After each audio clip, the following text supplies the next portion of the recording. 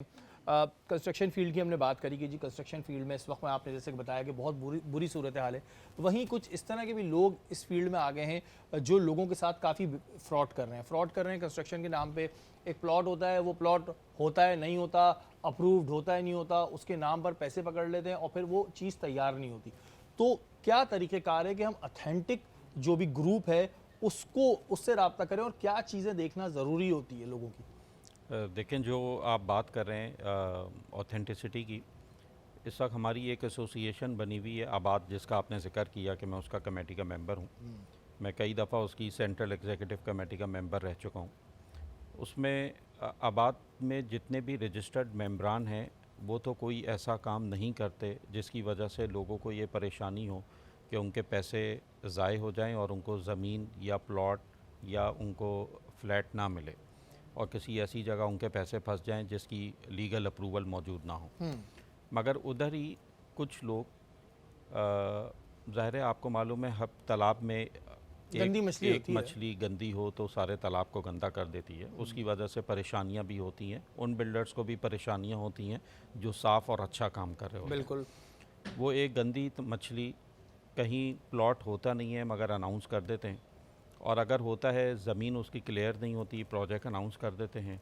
आपको मालूम है, लोगों को अगर कोई सस्ती चीज़ मिल जाए, जैसे मैंने आपसे कहा कि प्लॉट सुरजानी में भी करोड़ 80 लाख रुपए से कम में कहीं नहीं है। सही कह रहे हैं। तो मगर अगर वहाँ पे प्लॉट आपको कोई ऑफ़र कर रहा है उसी जगह के ऊपर, उसकी कीमत है 20 लाख रुपए, तो पूरा शहर उमंड आएगा और कहेगा कि मुझे यहाँ पे प्रॉपर्टी लेनी है।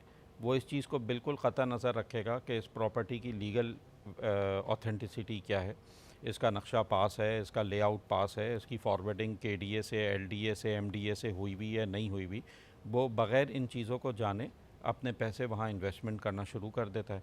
2 साल 5 साल तक इन्वेस्टमेंट चलती रहती है और जब पैसे मुकम्मल हो जाते हैं, पता चलता है उस जगह के ऊपर ओवैस भाई, प्लॉटिंग ही आप नहीं नहीं हुई। समझते कि कोई वन विंडो ऑपरेशन होना चाहिए कि अगर आवाम को मालूम करना हो तो एक कोई बिल्कुल अथेंटिक किस्म का बंदा हो या एक एक डिपार्टमेंट हो जिसमें जाके आप मालूम कर सकें, बिल क्योंकि बटी नहीं है चीज़ें। बिल्कुल वन विंडो सोल्यूशन है। असल में इसमें लोगों को एजुकेट होने की ज़रूरत है। ओके। लोगों को ये पता होना चाहिए कि यहाँ पर जहाँ पे प्लॉट अनाउंस हुआ है या स्कीम अनाउंस हुई है, आया ये केडीए के अंडर आती है, आया ये एमडीए के मली डेवलपमेंट अथॉरिटी के अंदर आती है या लियारी डेवलपमेंट अथॉरिटी के अंदर आती है, क्योंकि कराची को डिवाइड किया हुआ है। अच्छा, बहुत सारी जगहों के ऊपर ये लोगों को इल्म नहीं होता, तो उनको पता नहीं होता कि किस इदारे का दरवाज़ा खटखटाना है। हर इदारे में वन विंडो सोल्यूशन मौजूद है, यानी इन्फॉर्मेशन के लिए आप जाएं तो वहाँ पे ऑथेंटिसिटी आपको मिलती है, इन्फॉर्मेशन मिलती है।